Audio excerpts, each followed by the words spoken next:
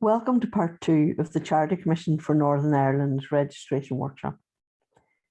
My name is Anne and I am the Policy Development Manager at the Commission. The aim of this part of the workshop is to help charity trustees to understand the public benefit requirement and to provide a suitable public benefit statement. This will be published on your entry if your charity is added to the Register of Charities.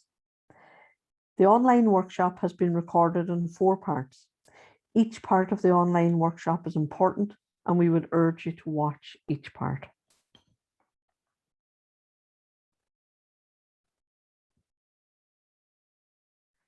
For an organisation to be registered as a charity, it must have exclusively charitable purposes, and each of its purposes must be for the public benefit.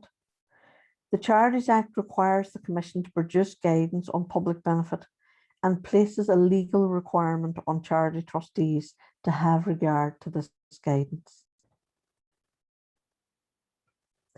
There are 2 elements to the public benefit requirement: a public element and a benefit element.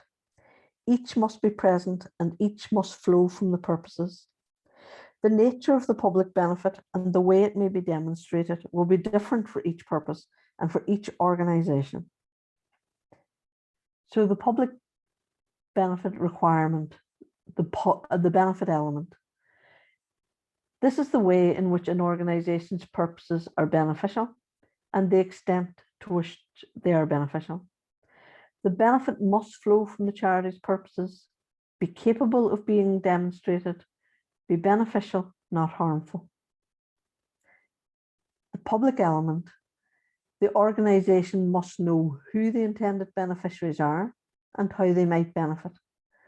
The benefit which flows from the charity's purposes must be to the public or to a section of the public, not provide a private benefit to individuals unless this benefit is incidental.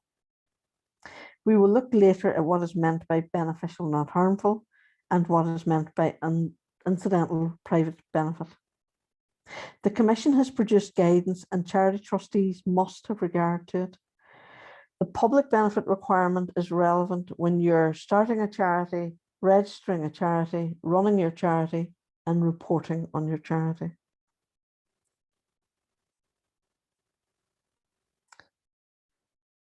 The public benefit requirement and purposes toolkit, which the Commission has produced, helps charity trustees prepare for this part of the application.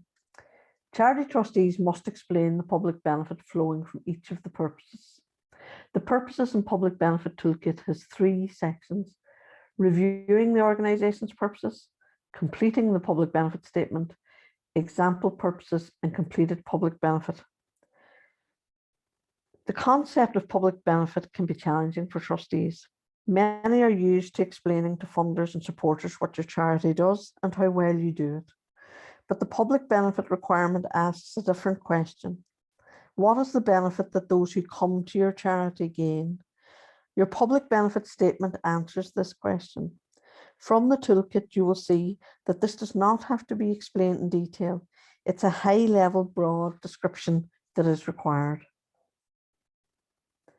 The public benefit statement. 1 purpose with 5 questions and answers together will make the public benefit statement. The 5 questions in completing the public benefit statement are: what are the direct benefits flowing from your organisation's purposes? How can these benefits be demonstrated? Is there any harm arising from any of the purposes? Who are the charity's beneficiaries? Is there any private benefit flowing from any of the purposes? Is it incidental and necessary? So, for example, if I run an after-school gymnastics club, I will not talk about what we will do there, but the benefit to those who attend. We advance their health and promote their well-being. To demonstrate these benefits, you don't have to provide the evidence when applying for registration, but you must indicate how you could demonstrate it. This doesn't need to be very sophisticated. It may be a waiting list of people waiting to join, or support from a funder or from the public. You must also be able to say who the beneficiaries are. Is it the public or a section of the public? For example, is it everyone who lives in a particular council area, or people in a particular age group or with a similar disability? Let us look now at the questions about private benefit and harm. So private benefit is part of the public benefit statement. Private benefit occurs when an individual or organisation that is not an intended beneficiary gains from the purposes of the organisation. In some cases, this benefit may be proper and incidental. In other cases where the private benefit is not incidental, this will prevent the organisation from being a charity. The Commission understands that in many cases a private benefit will occur. In some cases, this benefit may be proper and incidental, a byproduct of the charity working to achieve its purposes. For example, a hospice employs doctors, nurses, porters, cleaners. Their pay and experience are all a private benefit to each individual. But how could the hospice fulfill its purpose without them? The benefit to them is incidental. In other cases where the private benefit is not incidental, this will prevent the organisation from being a charity. Let us look at some examples. Here are two examples, one of which is likely to be acceptable and the other is unlikely to be acceptable. We say likely and unlikely because we may need more information to help us assess this private benefit and make a decision. So an example that is likely to be acceptable. A charity is established to advance appreciation of culture and the arts. It plans a series of concerts featuring local musicians. The musicians benefit from exposure to a wider audience, which may result in them gaining a higher profile. This is incidental to the achievement of the purpose and is necessary to help the charity achieve its purpose. Unlikely to be acceptable. A will established a trust fund to provide for education for the descendants of 3 named individuals. This was found not to be charitable because the beneficiaries were defined by their connection to named individuals, so were not the public or a large enough section of the public. Harm as part of the public benefit statement.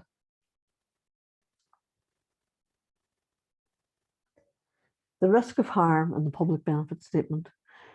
Purposes must be beneficial, not harmful. It is likely that there will be no harm flowing from your purposes. If there is a risk of harm, you must be able to show that the benefit outweighs the harm. If there is no harm, then you should state this clearly. This question is about how the charity trustees assess and manage risk. In many cases, there will be no harm flowing from your purposes. But as we do not live in a risk-free world, risks have to be managed. A purpose must be beneficial and not harmful. If there is a risk of harm, you must be able to show that the benefit outweighs the harm. For example, perhaps all medicines carry the risk of side effects, but the risk of not taking the medicine can be greater and do more harm than the side effects. Or to go back to the after-school gymnastics club, there is a risk of a child falling and being hurt at that club, but the benefits of the exercise and social involvement outweigh that risk, provided, of course, there are enough adult supervisors who are trained and know what they're doing, and that equipment is kept in good repair.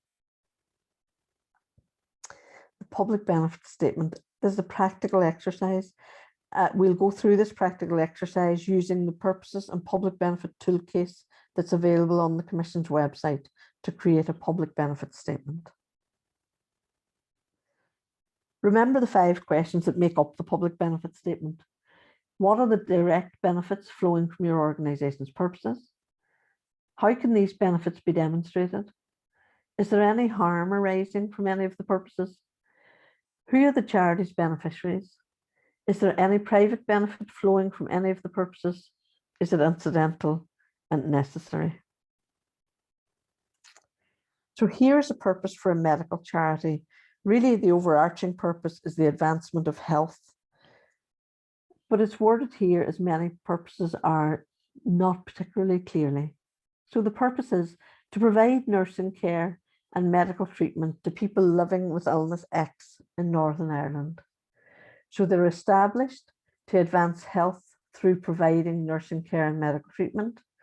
Who are their beneficiaries? They are people living with illness X. And where will they operate? They'll operate only in Northern Ireland. In the toolkit, you will find a framework to help you create the public benefit statement. This framework has space for you to write one purpose at a time and then to answer the 5 questions. The framework also provides a help note at each question to help you understand what the question is asking for. It also provides the start of the sentence for you to complete. We have done this because if you're registered, this statement which you write will be published, and it is important to have complete sentences. So looking at the benefit element and thinking of my purpose earlier, what benefit flows from it? The benefits which flow from this purpose include improved health outcomes and reduced levels of stress and anxiety. Can you demonstrate the benefit? These benefits will be demonstrated through feedback from patients and regular independent evaluation of our services. Is any harm or possibility of harm outweighed by the benefit? In providing medical treatment for patients with illness X, there is a risk of unintended side effects from the drugs. However, this is rare and the benefit outweighs the harm. The public element. Who is the benefit for? The benefits of this purpose are provided to those diagnosed with illness X and to their families and carers. Is there any private benefit? Is it incidental and necessary?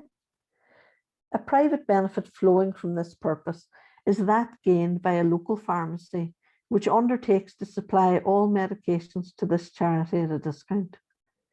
Using the same pharmacy brings a private benefit to it, but this is incidental and necessary to the fulfillment of the purposes of the charity. When these sentences are put together, they create a public benefit statement for that purpose.